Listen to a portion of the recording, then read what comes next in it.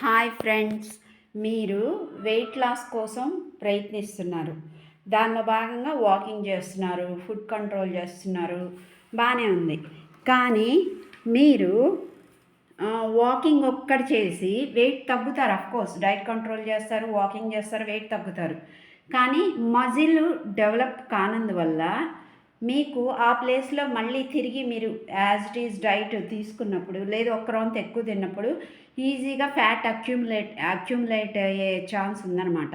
So ఆ fat accumulate కాకుండా ఉండాలి అంటే మీరు ఏం చేయాలంటే వాకింగ్ బదులు స్ట్రెంగ్త్ ట్రైనింగ్ చేయండి. ఇదే స్ట్రెంగ్త్ ట్రైనింగ్. ఇప్పుడు నేను మిషన్ చూపెడుతున్నాను కదా, ఇందాక చూపించింది గ్లూట్స్ మిషను, సైక్లింగ్, ఇది లెగ్ ప్రెస్, అది లెగ్ ప్రెస్, లెగ్ ఎక్స్టెన్షను, హ్యాండ్స్కి షోల్డర్కి డెవలప్ అవ్వడానికి డ్రిప్పింగ్, ఇలాంటివన్నీ చేశారనుకోండి మజిల్ డెవలప్ అవుతుంది. మజిల్ డెవలప్ అయిందంటే అక్కడ మీకు ఖాళీ స్థలం ఉండదు, ఫ్యాట్ వెళ్ళి ఇరుక్కునేంత ఖాళీ స్థలం ఉండదనమాట.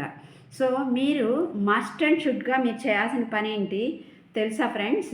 మీరు వాకింగ్ చేసి డైట్ కంట్రోల్ చేసి తగ్గించుకున్న వెయిట్ మీకు అలా నిలకడగా ఉండాలి అంటే మీరు కంపల్సరీ స్ట్రెంగ్త్ ట్రైనింగ్ చెయ్యాలి. అది compulsory.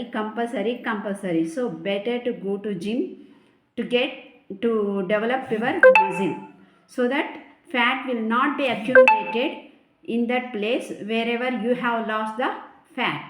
Okay, thank you friends, and bye.